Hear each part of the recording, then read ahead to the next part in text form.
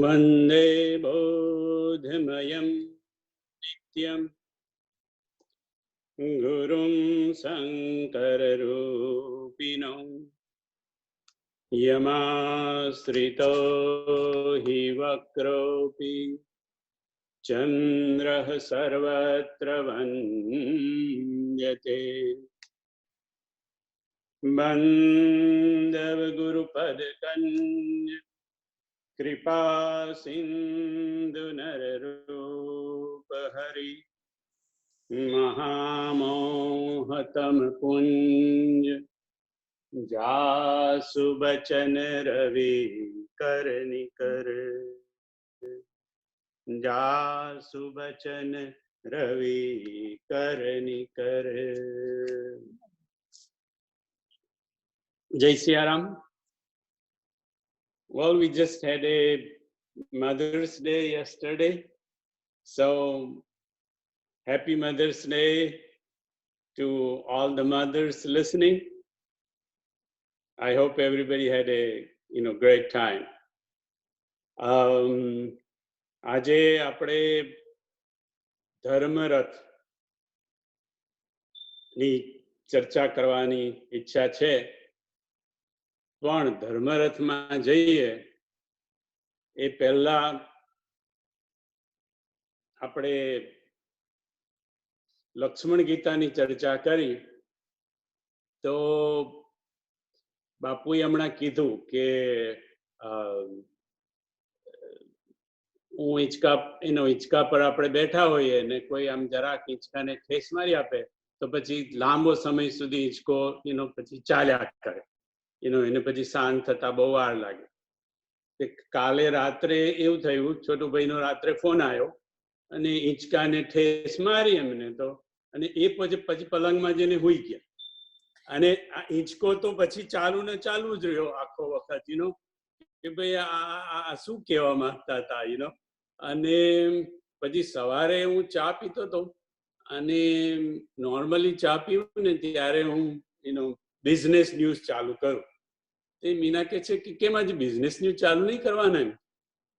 એટલે બોલે નહીં કે તમારું ધ્યાન ક્યાં છે, એટલે પછી મેં પછી ચાલુ કર્યું.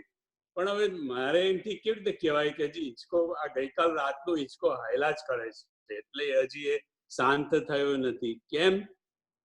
તો છોટું ભાઈ એ મને રાત્રે ફોન કરીને કીધું, જો સપને સિર કાટે કોઈ બીનું જાગે દૂરીન દુઃખ હોય. જો સપને સિર કાટે કોઈ બીનું જાગે દૂરીન દુઃખ હોય. એટલે કે સપનામાં આપણું કોઈ માથું કાપી નાખે. હવે આ તો નથી તુલસીની ભાષા કે નથી શિવજીની ભાષા. અને આ શિવજી પાર્વતીજીને કહી રહ્યા છે કે દેવી સપનામાં જો કોઈ આપણું શિર કાટે તો એમ કે જાગીએ ના ત્યાં સુધી આપણને એનું દુઃખ જાય નહીં. એટલે જાગ્યા તો પછી ઓહો કઈ નહીં, મને તો કશું થયું નથી, હું તો બરાબર છું એમ કે. પણ એ જાગીએ ત્યારે ત્યાં સુધી તો આપણને એવું લાગે કે હું ગયો કે ગઈ, કારણ કે મારું શિર કટાઈ ગયું કે. તો પછી રાત્રે તો હું ચક્રાવી ચડ્યો કે શિવજી તો કરુણા નિધાન કહેવાય, કરુણાના અવતાર કહેવાય. અને તુલસીદાસજી સંત, એ સંત કરુણાના, સંતો કરુણાના અવતાર જ હોય. તો આ શિર કાપવાની વાત સુધીની કેવી રીતે? મરવાના તો બીજા બધા ઘણા બધા એ હોય. આ તો સીધું કે આપણું જો કોઈ સપનામાં માથું કાપી નાખે તો એમ કે જાગીએ ત્યાં સુધી એનું દુઃખ જાય નહીં. તો સપનું જ્યારે આપણે આવે અને સપનામાં તો આપણને બધું સાચું જ લાગે છે, કારણ કે સપનામાં તો આપણે પરસેવે રેબઝેબ થઈ જઈએ. કોઈ સિંહ આવે, વાઘ આવે તો આપણે દોડીએ. આ તે વખતે વાત થઈ કે ભાઈ કોઈ દંડા મારતું હોય તો પછી ભાઈ મને બચાવો બચાવો કરીને આપણે જાગી જઈએ. તો સપનામાં જયારે હોઈએ ત્યારે તો આપણને સપનું સાચું જ લાગે છે ને. તો પછી આપણે સપનામાં જયારે કોઈ આપણું શિર કાપી નાખે તો સપનું તો ત્યાં બંધ થઈ જવું જોઈએ. સપનામાં કોઈ આપણું શિર કાપી નાખે તો સપનું આપણું, હું સમજુ છું કે એ સપનું છે, પણ છતાંય કદાચ આપણને એકદમ શોક લાગીને આપણે જાગી જવા જોઈએ કે ઓ મારું માથું તો કપાઈ ગયું. એટલે માથું કપાઈ ગયું પછી આગળની કશી વાત રહે ને, કશું જોવાનું ના રહે, કોઈ જગ્યાએ દોડવાનું ના રહે, કશું ના રહે. સપનામાં જેવું આપણું ભલે સપનું છે પણ જેવું માથું કપાયું કે ત્યાં આગળ પેલો નાટકનો પડદો પડે ને એવી રીતે પડદો પડી જવો જોઈએ કે ભાઈ ઓકે ચાલો હું ગયો એટલે સપનું ગયું. પણ એવું નથી થતું. આપણે જાણીએ છીએ કે ભાઈ આપણું સપનું ચાલુ રહે. સપનું તો ક્યાં સુધીનું ચાલુ રહે કે ભાઈ આપણું એ કપાઈ ગયું પછી આપણું ફ્યુનરલ થયું. એટલે આ બધું સપનામાં તો બધું જ આવે ને, એટલે બધી ફ્યુનરલ દેખાય આપણને. અને ફ્યુનરલમાં આપણે બધા ગોઠવી દઈએ, આપણે પહેલી રોમાં આપણા જે નજીકના હોઈએ ને એ જ આપણને દેખાય. એટલે એ અને પછી એમાં કોણ નથી આવ્યો તે આપણને પહેલું દેખાય. એ તો ના જ આવે ને, એમ કે એને તો મને ક્યારની ખબર હતી કે એ તો એવો જ છે, એમ કે અલા પણ હવે તું ગયો, હવે તારે પાછું આવવાનું નથી. ભલે સપનું છે પણ હવે તું કોણ આવ્યું છે ને કોણ નથી આવ્યું એ બધામાં રસુ કરવા પડે છે. અને અગેન ભાઈ આપણે આ સપનાની વાત થાય છે એટલે just stay in little light mood because this is સપનું. એટલે અને એમાંય જો પત્ની જે હોય એને તો પકડી રાખવી પડે, રાઈટ, આપણે એ પ્રસંગમાં. એટલે હું સિરિયસલી સત્યતાની વાત નથી કરતો, હું સપનાની વાત કરું. સપનામાં તો એવું જ આવે ને કે એને પકડી રાખવી પડે, બેભાન થઈ જાય, કેટલા 5 જણ તો સાચવે તારે એવું થાય. તો પેલાને એવું થાય ત્યાં આગળ કે મને ખબર હતી કે તને જો આટલો બધો મારી પર પ્રેમ છે તો હું સપનામાં ના કપાવત મારું ગળું.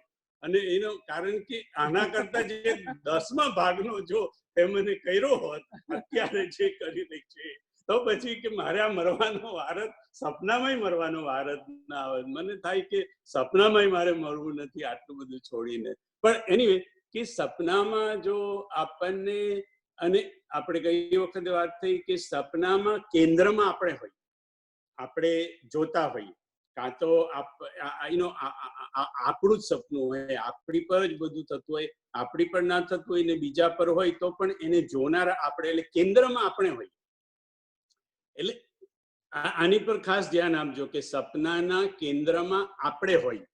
એટલે આપણે હોઈએ એટલે આપણે એટલે કોણ? સપનું કોણ જોઈ છે? સપનું આપણું શરીર જોઈ છે કે આ સપનું આપણે જોઈએ છે? અને જો આપણે જોતા હોઈએ તો જો ગળું કપાઈ જાય તો સપનું પતી જવું જોઈએ. પણ સપનું પતતું નથી એટલા માટે કે શરીર જુદું છે અને આપણે જે સ્વપ્ન જોવા વાળો છે એ સ્વપ્ન જોવા વાળો જુદો છે. I don't know whether I'm making myself clear or not, પણ સપનું જુદું છે અને સપનું જોનાર જે હું છું ને એ જુદો છે. એટલે એ હું એટલે આપણો જે જીવ છે ને, જીવાત્મા જેને આપણે કહીએ, એ જીવાત્મા સપનું જોઈ છે. આપણે એવું માની આપણે જોઈએ છે એટલે આપણું શરીર જોઈએ. આપણું શરીર નહીં, એ આપણા શરીરમાં જ છે, પણ મરી જાય તો પણ એ શરીરની બહાર નીકળીને જીવાત્મા તો જોઈ શકે છે ને, કારણ કે એને તો કશું થતું નથી, પલળતો નથી, મળતો નથી, સુકાતો નથી, આ નથી થતો. હું તમને આટલું ડિટેલમાં એટલા માટે કહું છું કે સપનાની અંદર પણ જો આપણું શિર કટાઈ ગયા પછી આપણું સપનું ચાલુ રહેતું હોય અને આપણે કે ભાઈ એ મારું શરીર હતું પણ હું તો આ છું, અને હું એટલે કોણ? જે આપણે કહીએ કે સોહમ અસ્મિ, સો અસ્મિ કહે છે ને કે ભાઈ સોહમ તો ભાઈ કોહમ, તો કે સોહમ. કોહમ એટલે કે તું હું કોણ? તો કે સોહમ. સો એટલે એ હું છું. એ હું છું એટલે કે જે પરમાત્મા જે છે તે હું છું, જેને આપણે અહમ બ્રહ્માસ્મિ કહીએ. એટલે એ હું છું, એટલે એ તો જુદો બહાર જોવાનો છે. હવે આ દાખલો આપણે જો આપણા 90 વર્ષના સપનામાં મૂકીએ તો શું થાય? સપનામાં જે આપણે મરી ગયા પણ છતાંય આપણે જે બહાર રહીને મરી ગયા પછી પણ સપનું જોતા હતા, એને આપણે 90 વર્ષના જો સપનામાં મૂકીએ એટલે અત્યારે આપણે જે જીવી રહ્યા છે એનામાં, એટલે એની અંદર જો આપણે જાગી જઈએ તો પછી આપણને એવું થાય કે આ શરીર જુદું છે અને હું જુદો છું. ખબર પડે છે હું કહેવા માંગુ કે જો જે જાગી ગયા એ લોકોને ખબર પડી ગઈ કે આ મારું શરીર જુદું છે અને હું જુદો છું. બાપુ એક દાખલો આપ્યો કે એક મહારાજને એક વ્યક્તિ આવીને બહુ જ ગાળો દેવા માંડ્યો. એટલી બધી ગાળો દીધી તે બાજુમાં બધા શિષ્ય હતા, બધા ઊંચા નીચા થઈ ગયા કે અમારા બાબાને આ કે, પણ હવે બાબા જ્યાં સુધી પરવાનગી ના આપે ત્યાં સુધી એમનાથી પેલાને રોકાય નહીં કે કશું થાય નહીં. તો પછી એ તો ગાળો આપીને થાકી ગયો ને પછી જતો રહ્યો. તો પછી બધા શિષ્યો તમને કીધું, બાબાજી તમને આવીને આટલી બધી એ ગાળો દઈ ગયો, આટલા બધા અપશબ્દો તમને કહી ગયો, પણ તમને કઈ ના થયું એમ કે તો કે કોને કહી ગયો? તો કે બાબાજી તમને એમ કે તે કે કોણે કહેતો હતો? કે આ તમારું નામ લઈને કહેતો હતો ને તે કે પણ એ ભલે કહેતો પણ એ તો હું છું નહીં. બાબાજી એવું કે છે કે જેને ગાળો દઈ ગયો એ તો હું છું નહીં, કારણ કે હું તો સોહમ છું. જે એનો અહમ બ્રહ્માસ્મિ જેને કે હું એ છું, એ ગાળો દે છે આ શરીરને, આ શરીરને જે મારું નામ છે તેને, પણ હું તો એ છે જ નહીં. હવે હું છું જ નહીં તો પછી મારે ચિંતા કરવાની શું? આપણી બાજુમાં બેસીને કોઈ ત્રીજા માણસને કહેતો હોય તો આપણે કઈ ભલે ને બોલતો આપણે શું કરવા, કારણ કે આમે અકળાયેલો હોય થોડો, એટલે આપણે એને આમે છંછેડવો ના હોય. પણ એ ત્રીજી વ્યક્તિને કહેતો હોય તો આપણને કઈ તકલીફ નથી હોતી. બાબાજી કહે છે કે પણ એ જેને કહે છે તે તો હું છું નહીં. એટલે હવે એ વસ્તુ જો આપણને ખબર પડી જાય તો પછી આ જે મૃત્યુ, જે સપનાનું મૃત્યુ જેમ આપણને એનો જગાડી શકે એટલે તકલીફ નથી આપી શકતું, એવી રીતે જાગી ગયા પછી પણ કોઈ પણ મૃત્યુ આપણને તકલીફ ના આપે. કે ભાઈ મૃત્યુ જે થયું છે તે જુદું છે, એ જુદી વ્યક્તિ છે, એ ખાલી શરીરને થયું છે. અને હું જે છું તે હું તો બ્રહ્માસ્મિ છું, મને તો કોઈ મારી ના શકે. એટલા માટે જો સપને સિર કાટે કોઈ, બીનું જાગે દૂરી ન દુઃખ હોય. અને પછી તો શિવજીએ પછી તો એ પ્રસંગમાં બીજું પણ કીધું છે કે ભાઈ જાગે જે જગ જાય હેરાઈ, જાગે જથા સપન રમ જાય. અને પછી તો બીજું બધું પણ યાદ આવે કે ભાઈ આપણો સુગ્રીવ ભગવાનને મળે ત્યારે પણ કે છે કે સપને જઈસન હોય લડાઈ, જાગે સમજત મન સકુચાઈ. એટલે એમ કે સપનામાં કોઈ જોડે લડાઈ થાય પછી આપણે જાગીએ તો આપણે થાય કે મેં એની સાથે તકરાર કરી, પછી થાય કે તો સપનું હતું એમ કે, પણ સપનું હતું તોય આપણને સંકોચ થાય કે મેં એની જોડે શું કરવા એનું તકરાર કરી સપનામાં, તો એનો સપનામાં. અને એ સુગ્રીવ તો મોટી મોટી વાતો કરે છે તે વખતે, કારણ કે ભગવાનના ઓરાની અંદર હતો એટલે આ બધી મોટી મોટી વાતો કરતો હતો. અને પછી તો આ બધું હિંચકો આવેલો એટલે તો બધું ઘણું બધું પછી તો યાદ આવ્યું. પછી તો આપણો નરસિંહ મહેતો યાદ આવ્યો કે જાગીને જોઉં તો જગત દિશે નહીં, ઊંઘમાં અટપટા ભાસ ભાસે. જાગીને જોઉં તો જગત દિશે નહીં, ઊંઘમાં અટપટા ભાસ ભાસે. એટલે તે દિવસે નરેશભાઈ બોલ્યા એવું કે આપણે કોઈ પ્રસંગ પૂરો તો કરી દઈએ, બાપુ પણ કે કથાઓ પૂરી કરી દઉં, પણ એવું લાગે કે હજી તો બધું જાણે કેટલું બધું રહી ગયું છે. મેં તમને આ 3-4 ચોપાઈઓ કીધી અને આ તો છોટુભાઈ થોડુંક યાદ કરાયું, થોડો હિંચકો હલાયો, એટલે આવું તો હજુ તો બધું કેટલું એ નીકળે. એટલે આપણે લક્ષ્મણ ગીતાને વિદાય તો કરવી છે, પણ આ જરા હિંચકો હાલ્યો એટલે મેં કીધું ચાલો એ કહું કે હરિ અનંત હરિ કથા અનંતા, એટલે આનો કોઈ પાર આવે નહીં. એટલે હવે આપણે ધીરે રહીને આગળ માનસ ધર્મરથ તરફ થોડા આગળ જઈએ. ધર્મરથની કથા બાપુએ કલકત્તામાં ડિસેમ્બર 2005 કરી. ડિસેમ્બર 2005, મને ખબર નથી, ગઈકાલ જોયું તો ખબર પડી કે 15 વર્ષ થઈ ગયા એ વાતને. હા, અને માનસ ધર્મરથ 3 એવું બાપુએ ત્યાં કલકત્તામાં કીધું. માનસ ધર્મરથ 3. નરેશભાઈ મને કહેતા હતા ધર્મરથ પર ઘણી બધી કથા થઈ છે, પણ હવે આપણે તો મેં તો ખાલી આ ધર્મરથ 3 કલકત્તામાં મેં સાંભળી છે. કારણ કે પહેલા કેવું હતું કે બધી કથાઓ આપણને સુલભ નથી.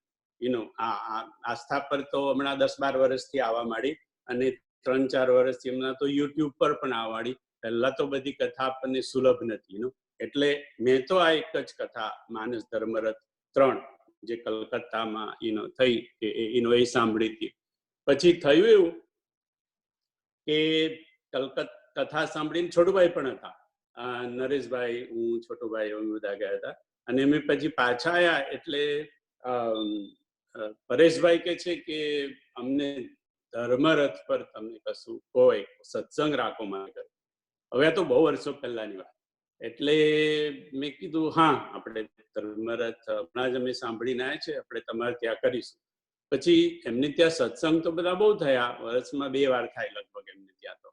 પણ પછી દર વખતે જયારે સત્સંગનો ટાઈમ નજીક આવે ને ત્યારે પરેશભાઈ એવું કે હમણાં પેલી છેલ્લી બાપુની કથા થઈ ને એની પર તમે કંઈક બોલો.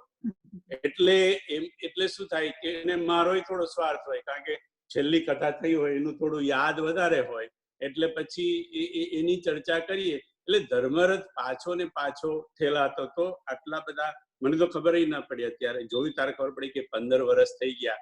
એટલે 15 વર્ષથી ધર્મરથ એ મારા કાળા થેલાની અંદર છોટુભાઈ પડી રહેલો હતો, અને તૈયાર કરેલો હતો, કારણ કે એમને કીધેલું હતું મને. એટલે પરેશભાઈ પછી પરેશભાઈ એવું ભૂલી ગયા હતા, અને મારે થેલામાં રહી ગયું હતું. પછી આપણો લક્ષ્મણ ગીતા પતિ પછી મેં કીધું એક રાત વિચાર કરું કે શેની પર બોલું. પછી બીજે દિવસ સવારે થયું કે હું 15 વર્ષથી પડ્યો છું તારા કાળા થેલામાં, મને તો તું કાઢ પાછો. એટલે ધર્મરથ પછી મને થયું કે અમે ધર્મરથ નું તૈયાર કર્યું છે ને બધું, ને ખબર નહીં કેમ રહી જાય છે. એટલે પછી મેં બીજે સવારે પરેશભાઈને પહેલા ને સરલાબેનને મેં ટેક્સ્ટ કર્યું કે ભાઈ તમારે ઘરે કરવાનું હતું, પણ હવે આ કઈ મેળ પડ્યો નહીં 15 વર્ષમાં. અને મેં કીધું કે તૈયાર છે મારી પાસે, જો તમે કહેતા હોય તો હું અહીંયા શરૂ કરું. અને અહીંયા એક ફાયદો છે કે આપણે ત્યાં તો 1-1.5 કલાકમાં પૂરું કરવું પડે, અહીંયા એવું કઈ પૂરું કરવાનો ટાઈમ નથી, એટલે મને સારું પડશે. તો એમને તરત જ રજા આપી દીધી. એટલે આપણે ધર્મરથની ચર્ચા કરીશું આજે. ધર્મરથની પહેલા થોડીક ભૂમિકા જોઈ. આ ધર્મરથ એ લંકાકાંડનો પ્રસંગ છે. આપણે બધા વાંચ્યું એમના 79 દોહો, અને યુદ્ધ થઈ રહ્યું છે આ વખતે. બધા આપણે તમે જાણો છો, આપણે બધા સુંદરકાંડનો પાઠ કરીએ. સુંદરકાંડમાં વિભીષણને રાવણ લાત મારે છે, એટલે પછી વિભીષણ લંકા છોડી અને ભગવાન પાસે જતો રહે છે. એટલે જ્યારે આ યુદ્ધ શરૂ થાય છે ત્યારે વિભીષણ ભગવાનની સાથે જ હોય છે. તે સુંદરકાંડથી જ ભગવાનની સાથે હોય. પછી લંકાકાંડ, અને લંકાકાંડમાં પછી ભગવાન સેતુબંધ બાંધીને લંકામાં પ્રવેશ કરે છે. અંગદને મોકલે છે સંધિ માટે રાવણ જોડે, પણ સંધિ નિષ્ફળ થાય છે. રાવણ સંધિ કરતો નથી. એટલે પછી યુદ્ધ કરવાનું નક્કી થાય છે, અને બંને પક્ષ યુદ્ધ કરે છે. અને એમાં કુંભકર્ણ અને મેઘનાદ બંનેનું મૃત્યુ થઈ જાય છે. અને પછી રાવણ મેદાનમાં આવે છે ભગવાન સાથે લડવા માટે. એ વખતે જ્યારે રાવણ અને રામનું યુદ્ધ થતું હોય છે, એ દરમિયાન વિભીષણને થાય છે કે ભગવાન, રાવણ તો આટલો બધો એ છે, બળવાન છે, એની પાસે આટલા બધા શસ્ત્રો છે, એની પાસે રથ છે, અને તમારી પાસે તો રથ નથી, શસ્ત્રો પણ આવે તમારી પાસે તો આજે તમારું ગાંડીવ તમારું સારંગ ને એ જે બાણ છે એટલું જ છે તમારી પાસે કવચ પણ નથી, અને પગમાં તમે કશું પહેર્યું પણ નથી. એટલે પગનું કવચ નથી અને છાતીનું કવચ એ પણ નથી તમારી પાસે. અને આટલા મોટા બળવાન રાવણને તમે કેવી રીતે જીતી શકશો, એવું વિભીષણના મનમાં થાય છે. એ વખતે ભગવાન આ ધર્મરથની ચર્ચા વિભીષણ જોડે કરે છે કે વિભીષણ સાંભળ, જે રથ દ્વારા આપણને વિજય મળે એ રથ જ જુદો છે. આ રાવણનો જે રથ છે અને હું જે રથની તને ચર્ચા કરવા જઈ રહ્યો છું, એ 2 જુદા જુદા રથ છે એમ કે. અને આ જો રથ જે હું કહું છું એ જો આપણી પાસે આવી જાય તો એમ કે આપણને યુદ્ધમાં પછી કોઈ જીતી ના શકે, અને પછી તો એટલા માટે એટલે સુધી કીધું કે જો આવો રથ આપણી પાસે આવી જાય તો પછી આપણા માટે જીતવા માટે આપણો કોઈ શત્રુ પણ રહે નહીં, કારણ કે શત્રુતા જ વટી જાય જો આ રથ આપણી પાસે આવી જાય તો ધર્મરથની ચર્ચા આપણે એટલા માટે કરવાની કે બાપુ કહે છે કે આપણે દરેક જણને યુદ્ધ કરવાનું છે. યુદ્ધ એટલે સંઘર્ષ કરવાનો છે. યુદ્ધ એટલે આપણે હથિયાર લઈને તલવાર લઈને જવાનું, એ યુદ્ધની વાત નથી, પણ દરેક જણને સંઘર્ષ કરવાનો છે. કોની સાથે? તો કે પરિવાર સાથે, વ્યવસાય સાથે, સમાજ સાથે, જીવન સંસાર સાથે, લગ્ન આપણા છે તો લગ્ન સંસાર સાથે, અને આ બધાય ઉપરાંત આપણે યુદ્ધ સંઘર્ષ કરવાનો છે આપણી જાત સાથે. અને બાપુ કે સૌથી અઘરામાં અઘરું યુદ્ધ હોય તો આપણી જાત સાથે, કારણ કે આપણને ખબર છે કે આપણામાં કેટલા વિકારો છે, અને એ વિકારો સાથે યુદ્ધ કરવાનું, આપણા વિકારો સાથે, એ સૌથી અઘરામાં અઘરું છે.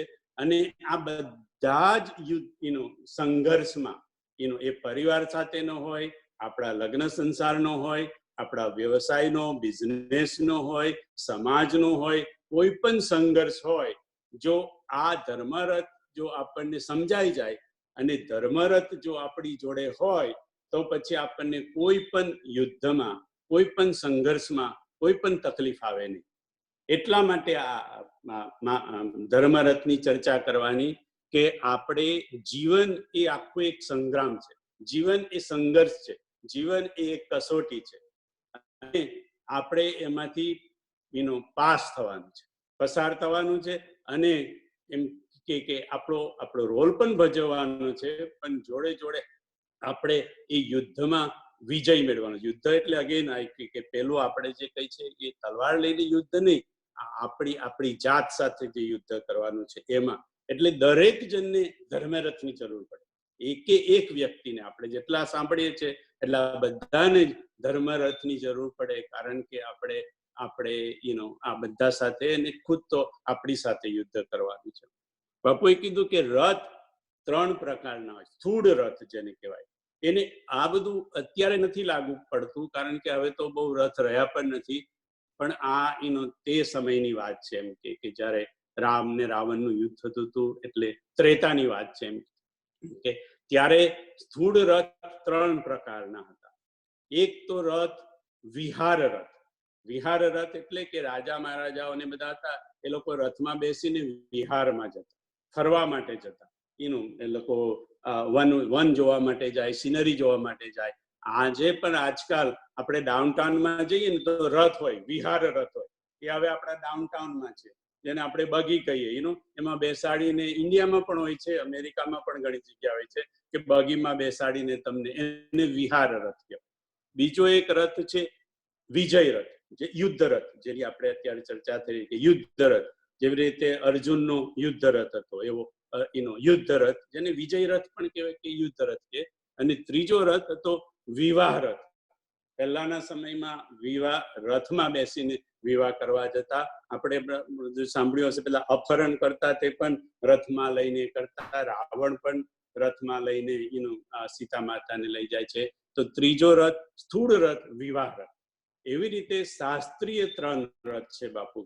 શાસ્ત્રીય 3 રથ છે. એક તો કઠોપનિષદનો શરીર રથ, કે આ શરીર જ આપણું એક રથ છે, અને જે બુદ્ધિ છે એ એની સારથી છે. એ પછી આખા રથની ચર્ચા આપણે પછી કરીશું, પણ આ તો ખાલી એનું આ થોડી ભૂમિકા સમજી લઈએ કે કઠોપનિષદનો એટલે કે સતયુગી રથ, જેને આપણે શરીર રથ કહીએ, સતયુગી રથ. બીજો દ્વાપરી રથ, એ અર્જુનનો રથ, જે દ્વાપરી રથ હતો, જેની અંદર આપણે કહીએ 4 ઘોડા હતા, અને એના સારથી કોણ? તો કે ભાઈ કૃષ્ણ એના સારથી હતા. અને ત્રીજો રથ જેની આપણે ચર્ચા કરવા જઈ રહ્યા છે, ધર્મરથ. એને ત્રેતાયુગી પણ રથ તમે કહી શકો, અને કળિયુગી રથ પણ કહી શકો. ત્રેતાયુગી એટલા માટે, રામ ને રાવણનું યુદ્ધ થયું, ત્રેતાયુગ હતો, એટલે ત્રેતાયુગનો રથ હતો. અને કળિયુગનો એટલા માટે કે તુલસીદાસજીએ 500 વર્ષ પહેલા આનું રામચરિત માનસમાં એ વર્ણન કર્યું, એટલે તમે એને કળિયુગી રથ પણ કહી શકો, કાં તો ત્રેતાયુગી રથ પણ કહી શકો. એટલે શાસ્ત્રીય ત્રણ રથ. તો બાપુ કે આપણે કોઈકના રથમાં બેસી જવાનું છે. કાં તો આપણી પાસે પોતાનો રથ હોય, કાં તો આપણી પાસે પોતાનો ના હોય તો આપણે કોઈકના રથમાં બેસી જવાનું. બરાબર? આપણે કંઈક જોઈતું હોય, આપણે ગાડીમાં કોઈ જગ્યાએ જવાનું, આપણી ગાડી હોય તો આપણી, અને ના હોય તો કોઈકની, ભાઈ કે I need to borrow your car, તો એમ કે કાં તો આપણી પાસે રથ હોવો જોઈએ, કાં તો આપણે કોઈકના રથમાં બેસી જવાનું. હવે આપણે આપણી પાસે રથ હોવો જોઈએ તો આપણે ચર્ચા કરીશું કે એના માટે તો જેટલું જોઈએ એ બધો સામાન જો ભેગો કરવા જઈએ તો આપણને લાગશે કે ભાઈ આ રથ આપણા પોતાનો આવો રથ હોય એ તો લગભગ અશક્ય જેવું લાગે છે. આપણે પ્રયત્ન જરૂર કરવાનો છે, પ્રયત્ન કરવા માટે જ આ સત્સંગ છે, પણ લાગશે એવું આપણે જેમ જેમ અંદર જઈશું તેમ કે ભાઈ આવો રથ આપણો હોય તો સારું, પણ આ રથ ઉભો કરવો આપણા માટે બહુ મુશ્કેલ છે. તો બાપુએ કીધું બીજો એક રસ્તો છે, કોઈના રથમાં આપણે બેસી જવાનું. કોનો રથનો? તો કોઈ બુદ્ધ પુરુષ, કોઈ સંત જેની પાસે આ રથ ઓલરેડી છે, તો આપણે એના રથમાં બેસી જવાનું. પછી એક દાખલો આપ્યો કે એક ગામડાનો એક ખેડૂત હતો, થોડો ઉંમરવાળો, અને માથા પર ઘાસનો મોટો ભારો લઈ અને જતો હતો. એની જોડે એની નાની દીકરાની દીકરી હશે, નાની દીકરી ચાલતી હતી, અને બે જણ ચાલતા એનો ભારો લઈને જતા હતા. તો એટલી વારમાં એક બીજો ખેડૂત ત્યાંથી પસાર થયો જે ખાલી ગાડું લઈને જતો હતો. એટલે પછી એમને કીધું કે ભાઈ દાદા તમે બેસી જાઓ, આ ગાડું ખાલી છે એમ કે, અને તમે ખોટો ભાર ઉપાડો છો, તમે બેસી જાઓ. આપણે ગામ જ જવાનું છે, ત્યાં આગળ સીમમાંથી ગામમાં જવાનું હશે, એટલે બેસાડી દીધા ત્યાં.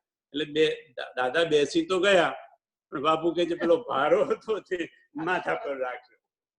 તો કે છે કે દાદા હવે તમે ઉતારી દો એમ. તો કે ના ભાઈ, હવે આ બચારું બધા પશુ એ લોકોને પણ એમ કે જીવ હોય, અને એમ કે તારો ભાર, મારો ભાર, આ દીકરીનો ભાર, અને પાછો આ ઘાસના એનો ભારાનો ભાર, કેટલો બધો ભાર, એના કરતા થોડો હું મારા પર રાખું તો એટલું તો ઓછું બચારા પશુને કે છે. એટલે પેલો હસ્યો કે દાદા તમે માથા પર રાખો કે તમે ગાડામાં મૂકો, બળદને તો એટલો જ ભાર લાગવાનો છે. હું બાપુ કે એટલા માટે કહું છું કે આપણે પણ કોઈ સંતના ગાળામાં તો બેસી જઈએ કે એના રથમાં તો બેસી જઈએ, પણ તોય ભાર બધો આપણે માથે રાખીએ. અને લગભગ મને એવું લાગે છે કે આપણા બધાની જ આ દશા છે. આપણા બધામાં કોઈ એવું નહીં હોય કે જે કોઈ રથમાં ન બેઠું હોય. આપણે કોઈકના રથમાં તો બેઠા છીએ, સદગુરુના રથમાં બેઠા છીએ, કોઈ બુદ્ધ પુરુષના રથમાં બેઠા છીએ, કાં તો કોઈ ના હોય તો ઈશ્વરના રથમાં તો આપણે બેઠા જ છીએ. દરેક જણ અત્યારે જેટલા સામાન્ય તો આપણે સત્સંગ ના કરતા હોય, પણ છતાંય સાહેબ તમે બધા વિચાર કરજો, ભાર જેનો છે ને એ તો જોડે જ રાખ્યો છે આપણે. આપણે ક્યાં જતા હતા? આપણે ત્યાં ચારધામની યાત્રામાં જતા હતા, ભય બીન હોય ને પ્રીતિ, રાઈટ? આપણે ભયનો ભાર આપણે માથે લઈને જ, કારણ કે ભગવાન તો ભગવાનનું કરે, પણ આપણે તો આપણું જોવું જોઈએ.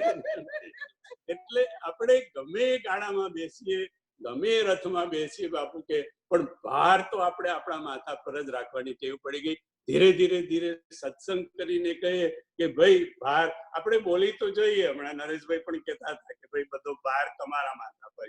બરાબર, બહુ સારો એ છે, પણ તમે છતાં વિચાર કરજો કે ખરેખર આપણે બધો ભાર આપણે મૂકી દીધો છે ત્યાં.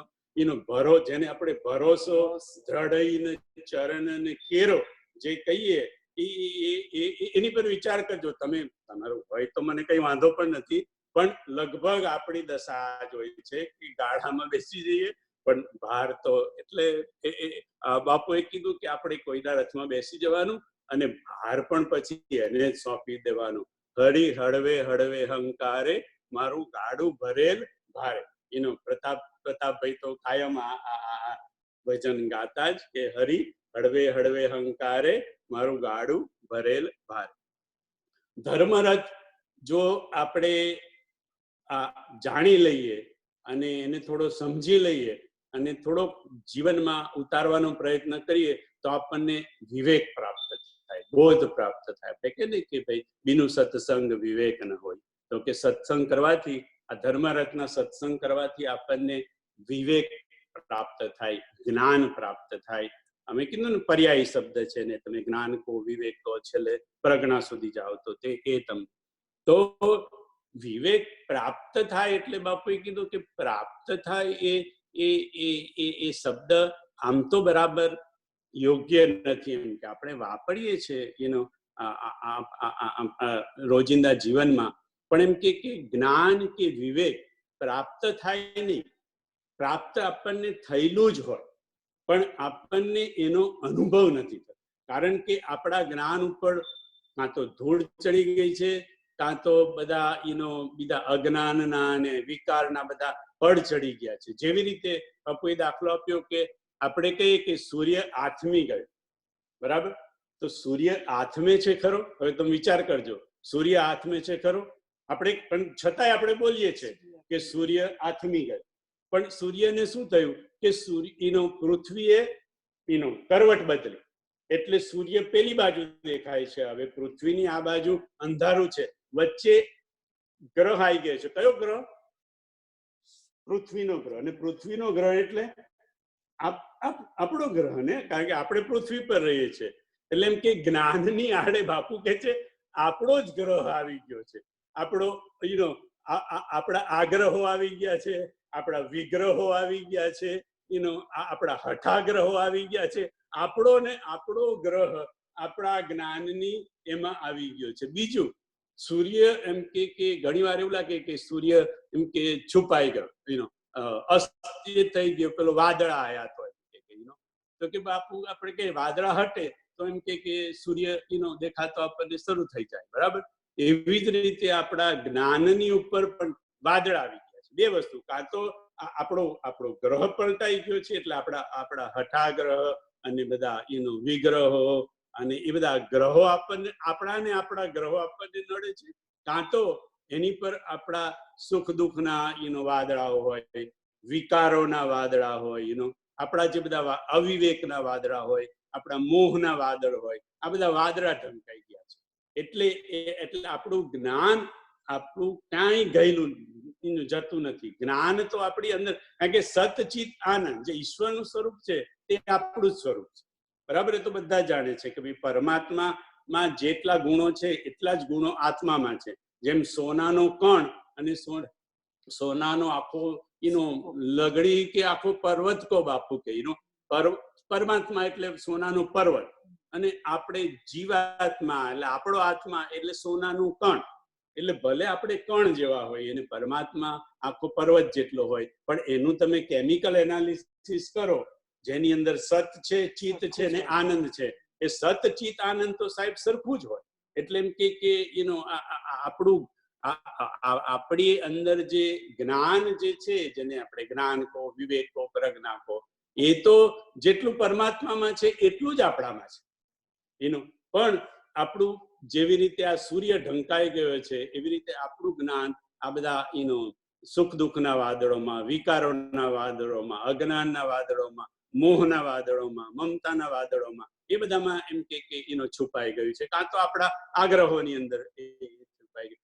એ કોઈ સંત આવીને એ બધું દૂર કરે તો પછી આપણા એની અંદર, એટલે જ્ઞાન પ્રાપ્ત થતું નથી. જ્ઞાન અંદર હોય છે, ખાલી એનો અનુભવ આપણને થવો જોઈએ. એવી રીતે ઈશ્વરને પણ પ્રાપ્ત કરવાનો નથી. ઈશ્વર આપણને મળેલો જ છે, આપણી અંદર જ છે, પણ આપણે એનો અનુભવ કરવાનો છે. અને જો ઈશ્વરનો અનુભવ કરવો હોય તો પહેલા આપણે ગઈ વખત વાત થઈ એવું હું જવો છું, હું કરું જે વાત થતી હતી એ જાય તો ધીરે ધીરે ધીરે આપણને ઈશ્વરનો અનુભવ થાય. રાવનુરથી વીરથ રઘુવીરા દેખી વિભીષણ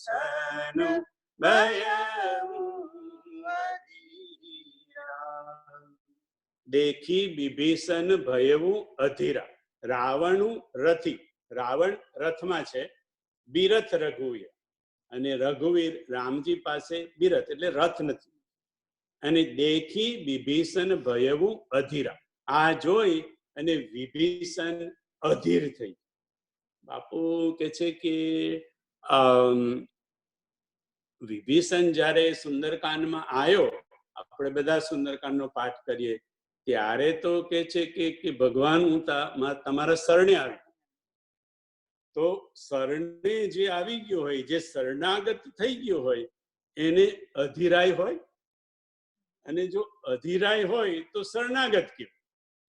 એટલે બાપુ કે છે કે જે સંપૂર્ણ શરણાગત હોય ને એને કોઈ ચિંતાય ના હોય અને એ અધીર પણ ના હોય, કારણ કે એ સંપૂર્ણ, આપણે કેમ કે ભરોસો દ્રઢ ચરણ અને કેરો. એટલે અહીંયા છતું થાય છે કે ભાઈ વિભીષણ શરણે તો થઈ ગયો, જેમ આપણે થઈ જઈએ છીએ કોઈ સદગુરુના એની અંદર, પણ એમ કે છતાં એમ કે આપણે સંપૂર્ણ શરણાગત નથી થતા. જો સંપૂર્ણ શરણાગત થઈ જઈએ તો એને કોઈ દિવસે ચિંતા ના હોય અને એને કોઈ દિવસે અધીરાય ના હોય.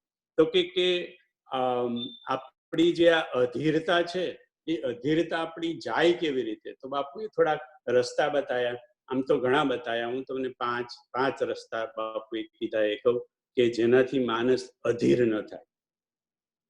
એક તો જ્યારે આપણી સમજણ પાકી થાય ત્યારે આપણી અધીરતા જતી. સમજણ પાકી થાય એટલે જેમ જેમ આપણે સત્સંગ કરીએ અને આપણી સમજ વધતી જાય, ધીરે ધીરે ધીરે પછી પાકતી જાય, એવી રીતે જેમ એટલે પછી આપણી ધીરે ધીરે ધીરે સમજણ વધે તેમ આપણું અધીરતા ઓછી થઈ જાય. પણ સમજણ, બાપુએ કીધું કે સમજણ અનુકૂળ સમજણ હોય છે. અનુકૂળ. હવે આ અનુકૂળ શબ્દ બહુ બહુ બહુ મોટો છે. બાપુએ તો બધી જ વસ્તુને કીધું કે આ તમને 5 વસ્તુ જે હું કહું એ બધી વસ્તુઓ 5 કરતા વધારે કીધી હતી, પણ મુખ્ય 5 એમ કે એ બધી અનુકૂળ હોવી જોઈએ. એટલે સમજણ પણ અનુકૂળ હોવી જોઈએ. જો સમજણ અનુકૂળ ના હોય તો શું થાય?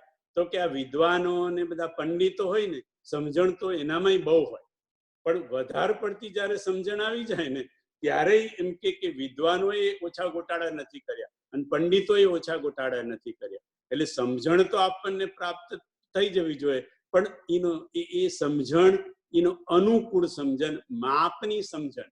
હવે માપની સમજણ એટલે અમુક જગ્યાએ બુદ્ધિના તર્કો દોડાવાય, અમુક જગ્યાએ બુદ્ધિના ઘોડા દોડાવાય નહીં. એ જયારે આપણને ખબર પડી જાય તેને અનુકૂળ સમજણ કહેવાય.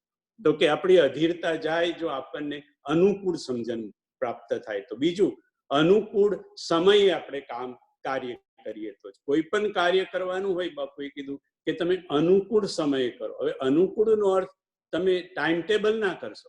આપણે બધું કામ કરીએ ને એ ટાઈમ ટેબલ પર, ટેમ ટુ ટેમ, જેને કે ને બાપુ કે ટેમ, એટલે એ ટેમ ટુ ટેમ, એમાં તમને ધીરતા પ્રાપ્ત, ધૈર્ય પ્રાપ્ત ના થાય. એનો એક સમય હોય. હવે એ સમય તમારે નક્કી કરવાનો હોય કેવો હોય, પણ એ ટાઈમ ટુ ટાઈમ જ હોવો જોઈએ એવું કંઈ જરૂરી નથી. તો અનુકૂળ સમય, અનુકૂળ સમજણ, અનુકૂળ સાધન. કોઈ પણ વસ્તુ પ્રાપ્ત કરવા માટે કે સરખું કરવા માટે અનુકૂળ સાધન જોઈએ. હવે અમારે ઘેરે અરવિંદભાઈ આવે કે મધુભાઈ આવે તો પેલું પેચ્યું માગે, ભાઈ આ પેચ્યું છે. મને તો કઈ પેચિયામાં સમજણ પડે નહીં, એટલે જે કઈ 4-5 હોય બધા આવીને બતાવી દઉં, જો આ જોઈ લો. એ તો નામ કે મને કે એનું નામ કે, એટલે આપણને તો નામ યાદ રહે નહીં, પણ એ સાધન જો ના હોય તો કામ ના થાય. કોઈ પણ કાર્ય કરવું હોય અને સારી રીતે કરવું હોય તો અનુકૂળ સાધન પણ જોઈએ. પછી એ સાધન જેને જે માફક આવતું હોય એ પ્રમાણે કરવાનું હોય. ધારો કે કોઈકને માળા માફક આવતી હોય તો તેને માળા કરવાની, કોઈને શાસ્ત્ર વાંચન આપવા ફાળતું હોય તો કોઈને એ કરવાનું, કોઈને એમને એમ ભગવાનનું સ્મરણ કરવાનું મન થતું હોય તો એ કરવાનું. જેને જે સાધન અનુકૂળ આવતું હોય એ સાધનથી કરવાનું, એને અનુકૂળ સાધન કહેવાય. પછી આપણે કહીએ કે ના માળા શ્રેષ્ઠમાં શ્રેષ્ઠ ભજન કરવું હોય ને તો માળાથી ભજન થાય, એવું નથી હોતું. કે ભાઈ શ્રેષ્ઠમાં શ્રેષ્ઠ ભજન કરવું હોય તો આ રીતે થાય. દરેકને પોતપોતાના રુચિ પ્રમાણે, દરેકને પોતપોતાના સ્વભાવ પ્રમાણે દરેકનું સાધન જુદું જુદું હોય, પણ એ સાધન એને અનુકૂળ હોવું જોઈએ. એટલે અનુકૂળ સાધન હોય, અનુકૂળ સમજણ હોય, અનુકૂળ સમય હોય, અનુકૂળ સહાયક હોય. આ બહુ જરૂરી છે બાપુ, કે સહાયક કોઈ અનુકૂળ હોવો જોઈએ. એ ભલે તમારો કોઈક સાથી હોય, તમારા કોઈક બુદ્ધ પુરુષ હોય, કાં તો તમારા કોઈકનો સ્પાઉસ પણ એમ કે બની શકે, કોઈ તમારો મિત્ર પણ એમ કે સહાયક બની શકે, પણ એમ કે તમારો જીવન સાથી પણ સહાયક બની શકે.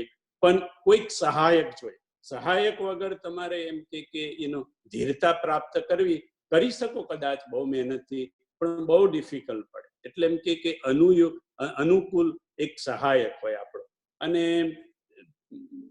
સૌથી અનુકૂળ જો સહાયક થઈ શકતા હોય એમ કે તો એક તો મિત્ર વધારે અનુકૂળ સહાયક થઈ શકે, આપણા જીવન સાથી આપણા અનુકૂળ વધારે થઈ શકે, અને ત્રીજું સદગુરુ તો છે જ, અને એ છેલ્લા સદગુરુ. આ ત્રણ આપણા જીવનમાં આપણને સહાયક બની શકે, અને એનાથી આપણામાં ધૈર્ય વધારે આવે, અધીરતા આપણી ઓછી થાય. અને પાંચમું અને છેલ્લું કીધું કે અનુકૂળ સહનશીલ.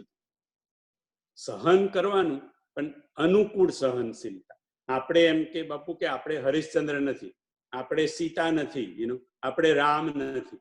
એટલે આપણે આપણું જે ગજુ, આપણી જેટલી ઓકાત હોય એ પ્રમાણે આપણી સહનશીલતા હોવી જોઈએ. સહનશીલતા હોવી જોઈએ, કારણ કે આપણે બીજું કોઈ તપ કરવાનું નથી. સૌથી મોટામાં મોટું તપ છે સહનશીલતા બાપુ કે એ સૌથી મોટામાં મોટું તપ છે. બસ તમને કોઈ બે શબ્દ કીધા, સહન કરી. કોઈ તમારી નિંદા કરી, સહન કરી. બસ સહનશીલતા જેવું કોઈ એમ કે મોટું તપ નથી. અને શિવજીએ એટલે કીધું કે કોઈ આપણી નિંદા કરે તો એ ઝેર તમે પી લો. તો બાપુ કે શિવજીએ પણ ઝેર પીધો. હવે શિવજી આમ જોવા જઈએ તો ઈશ્વર છે, પણ આમ સ્થૂળ રૂપમાં જોવા જઈએ તો શિવજી પુરુષ છે. તો બાપુએ કીધું કે પરિવારમાં વિષ પુરુષે પીવા, પરિવારમાં વિષ પુરુષે પીવા, કારણ કે શિવે વિષ પીધું એમ કે. અને પાર્વતીને શું આપ્યું તો કે હરસી સુધાસમ ગીરા ઉચ્ચાર. પાર્વતીને અમૃત જેવી કથા આપી. એટલે એમ કે નારી જે છે એ અમૃતની અધિકારી છે, અને જે પુરુષ છે એને જે સમાજના અને ઘરના વ્યવહારના જે વિષ હોય એને પીવાના. તો પછી એવું થાય કે ભાઈ પછી નારી વર્ગ હોય, લેડીઝ વર્ગ, એમને થાય તો કે એમને કરવાનું, અમારે કઈ કરવાનું ખરું? તો કે બાપુ કે હા, પુરુષ ગુરુનું માને, પુરુષ ગુરુને અનુસરે ને ગુરુને માને. પુરુષ ઉપર કંટ્રોલ હોય ગુરુનો, કે કોઈ બુદ્ધ પુરુષનો. ચાલો તમારે ગુરુ ના હોય તો તમારે કોઈ એવો સજ્જન કે એવો કોઈ બુદ્ધ પુરુષ હોય એનું તમે માનો. પુરુષ પર અંકુશ હોય બુદ્ધ પુરુષનો, અને સ્ત્રી પર અંકુશ હોય પુરુષનો. પણ બાપુ કે આ જ ગોટાળો થયો છે. આ બધા ગોટાળા જે બધા જીવનમાં થયા છે ને, આ સેતુ તૂટી ગયો છે કારણ કે પુરુષને ગુરુનું સાંભળવું નથી, કારણ કે એ ગુરુને સલાહ આપેવા હોય છે. આપણા જોવા તો આપવું જે કરતે કે એ ગુરુને કે બાબા તમારે આમ કરવું જોઈએ. આમ શિવજીનું લગ્ન થવાનું થયું ને ત્યારે આ રીંગી ને બધાએ કેટલી સલાહો આપી કે બાબા તમારે આમ કરવું જોઈએ. બાબા મારો તો બેલ બહુ વહેલો વાગી ગયો એવું લાગે છે મને આજે. પણ આ ટોપિક સારો આવ્યો હતો કે ભાઈ પુરુષ પર કંટ્રોલ હોય બુદ્ધ પુરુષનો, ગુરુનો, અને નારી પર પુરુષ હોય એનો કંટ્રોલ હોય પુરુષનો. એ જે એમાં ચાલતું હોય, અને પછી તો કે નારીને કોઈ એ નહીં, એને કોઈ સત્તા નહીં, તો કે એ બાળકો નારીના કંટ્રોલમાં. બાળકો જે હોય એને પુરુષ એટલો બધો સાચવી ના શકે, એટલા સંસ્કાર એટલા ના આપી શકાય જેટલા માતા આપી શકે, એટલા સંસ્કાર પુરુષને આપી શકે. એટલે કે બાળકોનું અધિપત્ય નારીના હાથ, નારીનું અધિપત્ય પુરુષના હાથમાં, અને પુરુષનું અધિપત્ય ગુરુના હાથમાં. એ રીતે જો સંસાર ચાલતો હોય તો પછી એમ કે આપણા જીવનની અંદર રામ પ્રગટ થાય. હવે આપણે એવું લાગે છે કે આપણે બીજો આગળ ધર્મરથ આવતા ગુરુવારે કરીશું. આજ ઇતના કાફી, બરાબર છે? એવું કંઈક કહે છે. જય સિયા રામ. જય શ્રી જય સિયા રામ.